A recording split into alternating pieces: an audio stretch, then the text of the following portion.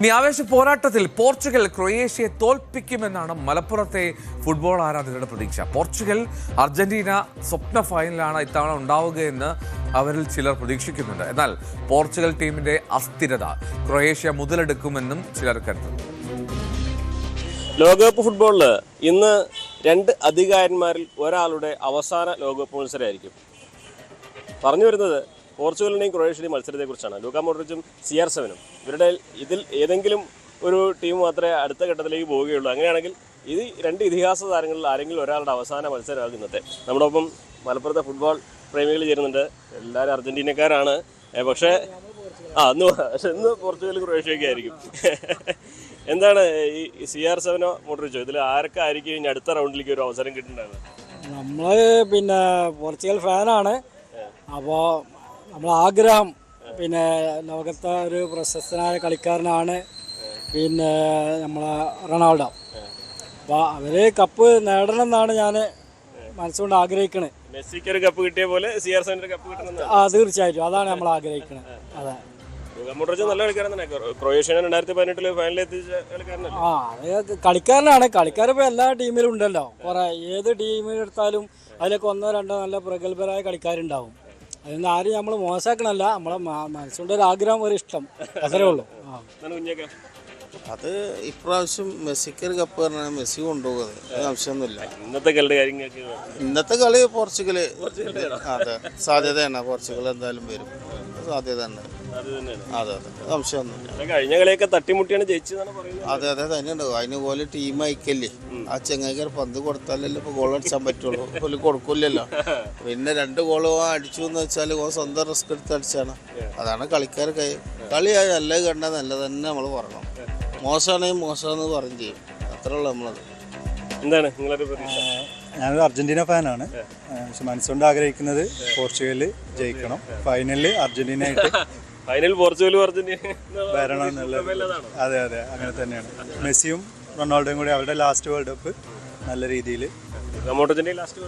ആണ്. ശരിയാണ്. പക്ഷെ ഇഷ്ടം നമ്മുടെയൊക്കെ കൂട്ടുകാരും എല്ലാവരും കൂടുതലും പോർച്ചുഗൽ ഫാനൊക്കെയാണ്. ന്യൂജൻ മൊത്തം CR7 ഫാൻസാണ്. ഒരു സ്കൂൾ കോളേജ് അങ്ങനെ തോന്നുന്നു. പക്ഷെ അവർക്ക് എന്തോ ഒരു യാഥാർത്ഥ്യം അംഗീകരിക്കുന്നില്ല അവർ. മെസ്സിയെ ഇങ്ങനെ കളിയും റെക്കോർഡുകളും എല്ലാം കാണുമ്പോൾ അവരാരും എന്തോ പോർച്ചുഗൽ ജയിക്കണം. കാരണം ക്രിസ്ത്യാനോ റൊണാൾഡോയുടെ അവസാനത്തെ അംഗമാണ്. അപ്പോൾ മെസ്സിക്ക് ഒരു കപ്പ് കിട്ടി. അപ്പോൾ ഇനി പോർച്ചുഗൽ റൊണാൾഡോക്ക് ഒരു കപ്പ് കിട്ടണം എന്നുള്ളൊരു ആഗ്രഹമുണ്ട്. പക്ഷെ ഇപ്പോൾ യാഥാർത്ഥ്യം നടക്കുന്നത് ഈ ഒരു 2026 വേൾഡ് കപ്പ് നടക്കുന്നത് തികച്ചും നമ്മൾ വിശ്വസിക്കാൻ പറ്റാത്ത ടീമുകളൊക്കെ കയറിക്കൊണ്ടിരിക്കുകയാണ്. അത് ഒരു അട്ടിമറി എന്ന് പറയാൻ പറ്റില്ല. നമ്മളൊരു പേര് കൊണ്ട് മാത്രം ബ്രസീൽ, അർജന്റീന, ഇംഗ്ലണ്ട്, ജർമ്മനി എന്നുള്ളത് കാലഘട്ടം കഴിഞ്ഞു. പുതിയ കാലഘട്ടത്തിൽ നല്ല ലോക്കൽ പ്ലെയേഴ്സ്, ലോക്കൽ ടീമുകൾ പോലും ആഫ്രിക്കൻ കൺട്രികളും പിന്നെ ഓരോരോ രാജ്യങ്ങളൊക്കെ കയറി വരുന്നു. അത്ര ഇപ്പം ഇന്നലെ സെനഗൽ, കോങ്കോ, ഇംഗ്ലണ്ടിനൊക്കെ ഞെട്ടിച്ച ടീമാണ് ഈ കോങ്കോ ഒക്കെ. അപ്പോൾ ഒരു വളരെ കുറഞ്ഞതുകൊണ്ട് മാത്രം പിന്നെ രക്ഷപ്പെട്ട ടീമാണ് ഇംഗ്ലണ്ട് ഇന്നലെ. നമുക്കൊരു ടീമിന് നമുക്ക് ഇപ്രാവശ്യം പ്രൊഡക്ഷൻ ചെയ്യാൻ പറ്റില്ല. കാരണം എന്താ വെച്ചാൽ സാധാരണ ഒരു ക്വാർട്ടർ ഫൈനൽ എത്തുമ്പോഴാണ് ഒരു ഗ്ലാമർ ടീം വരുള്ളൂ. ഇതിപ്പോൾ പ്രീ ക്വാർട്ടറിലും ഈ ഒരു 32ാമത്തെ റൗണ്ടിൽ വരെ ഗ്ലാമർ ടീം വരൽ തുടങ്ങി. ഇനിയിപ്പോൾ പ്രീ ക്വാർട്ടറിൽ കിടക്കാൻ പോകുന്നത് സ്പെയിനും പോർച്ചുഗലാണ്. ജർമ്മനി പുറത്തു. കളിയില്ല അവരുടെ കയ്യിലൊന്നും. ഒരു കാലത്ത് ക്ലോസ് മുള്ളർ ഈ ടീം ഉണ്ടെന്നുണ്ടെങ്കിലും ഇപ്പോൾ കാലഘട്ടത്തിനനുസരിച്ച് അവർക്ക് ടീമില്ല. പിന്നെ ഇതൊക്കെ കോച്ചിൻ്റെ ഓരോ ട്രിക്ക് കാര്യങ്ങൾ കൂടിയാണ്. നല്ല പ്ലേയേഴ്സോടെ കളിക്കുന്നുണ്ട്. അവരൊക്കെ പുറത്ത് നിർത്തിയിട്ടാണ് ഇപ്പോൾ ഈ വേൾഡ് കപ്പ് ടീം ലൈനപ്പ് എന്നുള്ളത്.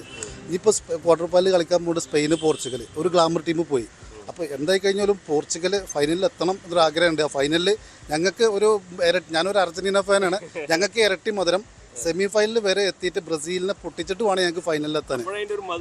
ഞങ്ങൾക്ക് ഒരു പ്രതികാരം കൂടി ഉണ്ട്. പക്ഷേ ജർമ്മനി ഫൈനലിൽ എത്തണം എന്നുള്ളത് അത് ഞങ്ങൾക്ക് നഷ്ടപ്പെട്ടു. 2014 ഒരു കണക്ക് തീർക്കണ്ട് പോർച്ചുഗലുള്ളത്. അപ്പോൾ ഞങ്ങൾക്കൊരു ഒരു ഗ്ലാമർ മത്സരം. ആ മത്സരത്തിൽ തുടർച്ചയായിട്ട് 2ാം തവണ മെസ്സി കപ്പടിക്കുന്നത് അതുകൊണ്ട് മിടുക്ക് തന്നെയാണ്. ടീമിനെ ഒറ്റപ്പെടുത്തുന്നുള്ളത് ഇപ്പോൾ ബ്രൂണോ ഫെർണാണ്ടസ് ഇങ്ങനത്തെ കളിക്കാർ, പിന്നെ ഡൊലാട്ട്, ഇതൊക്കെ ഒരുമിച്ച് പോലെ ക്ലബ്ബിൽ മാഞ്ചസ്റ്ററിൽ കളിക്കുന്ന ആൾക്കാരാണ്. അവിടുന്ന് തൊട്ടേ ഈ പ്രശ്നങ്ങളുണ്ട്. അവിടുന്ന് ഇവർ പ്രശ്നം കാരണമാണ് റൊണാൾഡോ ക്ലബ്ബ് വിടാനുള്ള കാരണം. അപ്പോൾ അത് ദേശീയ ടീമിലും അത് എത്തിപ്പോയി. റൊണാൾഡോ ശരിക്കും ഒറ്റപ്പെട്ട ഒരു പ്ലെയറാണ്. പക്ഷെ അവൻ്റെ സ്കില്ല് എന്ന് പറഞ്ഞാൽ ഒറ്റക്ക് പോരാടുന്നുള്ളതാണ്.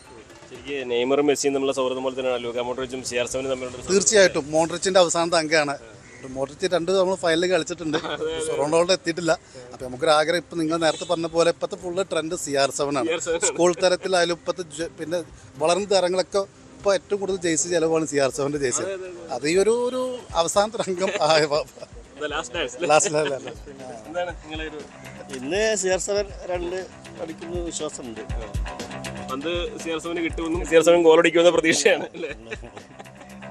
നിങ്ങളത് കണക്കാക്കും.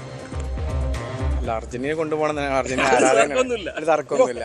പക്ഷേ CR7 അതായത് ഫൈനലിലെത്തി ഒരു വേൾഡ് കപ്പ് കിട്ടുക എന്നുള്ളത് അദ്ദേഹത്തിൻ്റെ ഫാൻസിൻ്റെയും ഒരു ആവശ്യമാണ് ഈ പ്രാവശ്യം. കാരണം അവസാന ലോകകപ്പ്, അപ്പോൾ ലെജൻഡുകളുള്ള ആളുകൾ ഈ കപ്പ് കിട്ടിപ്പോകുക എന്ന് പറയുന്നത് ശരിക്കും പറഞ്ഞാൽ ഒരു അടയാളപ്പെടുത്തലാണ്. വേൾഡ് കപ്പിലല്ല, ഫുട്ബോളിൽ തന്നെ ഒരു അടയാളപ്പെടുത്തലാണ്.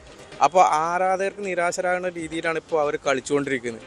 പണ്ട് പിന്നെ മോഹൻലാലിൻ്റെ സിനിമയിൽ മോഹൻലാലും ശ്രീനിവാസൻ ഡോക്ടർ സരാജ്കുമാർ ഉണ്ടല്ലോ, അതിൽ മിലിറ്ററി മാർച്ച് എടുത്തു. അതിൽ ശ്രീനിവാസൻ മാത്രം ഒരു ഭാഗത്തേക്ക് മാർച്ച് എടുത്തു, ടീം മൊത്തം ഒരു വേറെ ഭാഗത്തേക്കും.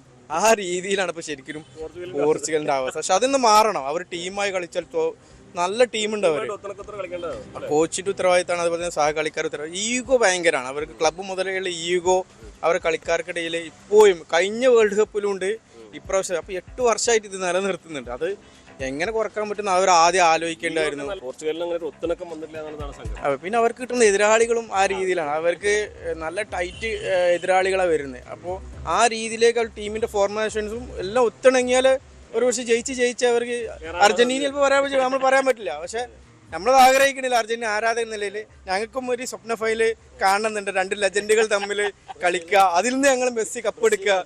അല്ല, ബ്രസീൽ ഇപ്പോൾ ലാസ്റ്റ് കളി കണ്ടാൽ നമുക്കറിയാം ഒന്നുകൂടി ഒന്നും വരാണ്ട് ശരിയാവും. നമ്മൾ എല്ലാവരും വേണം, സെമി വരെ ഇവിടെ എല്ലാവരും വേണം. ഫൈനലിലേക്ക് ഒരു സ്വപ്ന ഫൈനൽ നമ്മൾ കാണും വേണം. ബ്രസീൽ ആവാം, ചില പോർച്ചുഗൽ ആവാം, നല്ല നല്ല ടീം വരട്ടെ, മികച്ച ടീമാവും. രണ്ടും തുല്യ ശക്തികളാണ്. നമുക്കങ്ങനെ ഒരാൾക്ക് മേൽക്കൈ കൊടുക്കാൻ പറ്റില്ല. രണ്ടാളും അത്യാവശ്യം നല്ല ടീമുള്ള നല്ല കളിക്കാരുള്ള ടീമാണ്. പക്ഷേ താരനിര നോക്കുകയാണെങ്കിൽ പോർച്ചുഗലിനാണ് മുൻകൈ. പക്ഷേ ഓല ആ ഒരു ടീമില്ല, ഒരു ഒത്തിണക്കമില്ലാത്തൊരു പ്രശ്നം കാണുന്നുണ്ട്. എങ്കിലും നമുക്ക് 50-50 ചാൻസേ കൊടുക്കാൻ പറ്റുള്ളൂ. കുറേശ്ശെ നല്ല ടീമാണ്, നല്ല ടീമാണ്. ആ ഒരാൾ പുറം പോകും. അതെ. പക്ഷേ അത് നമുക്ക് ഒരു ടീമിന് മേൽക്കൈ കൊടുക്കാൻ കഴിയുന്നില്ല. താരനിര നോക്കുകയാണെങ്കിൽ പോർച്ചുഗലാണ്. പക്ഷേ ഓരോ ഒരു ഒത്തിണക്കമില്ലാത്തതുകൊണ്ട് ക്രൊയേഷ്യക്കും സാധ്യത ഉണ്ട് അവിടെ. ഇവരൊക്കെ പ്രതീക്ഷിക്കുന്നത് അർജന്റീനയ്ക്ക് കപ്പ് വേണമെന്നാണ്. പക്ഷേ CR7 ഒരു കപ്പ് എന്നൊരു പ്രതീക്ഷ അത് ഒരു പങ്കുവെക്കുന്നുണ്ട്. എന്തായാലും ഇന്നത്തെ കളി കഴിയുമ്പോൾ അറിയാം അടുത്ത റൗണ്ടിലേക്ക് ആരെത്തുമെന്നുള്ളത്.